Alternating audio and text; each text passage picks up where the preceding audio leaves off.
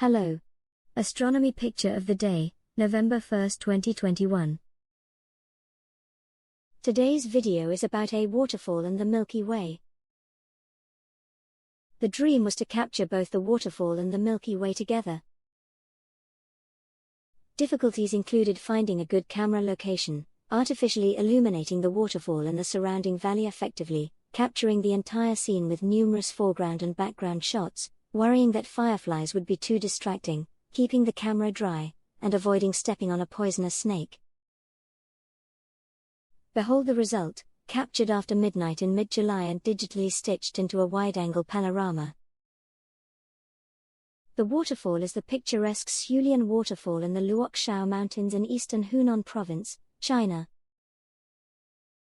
The central band of our Milky Way Galaxy crosses the sky and shows numerous dark dust filaments and colorful nebulas.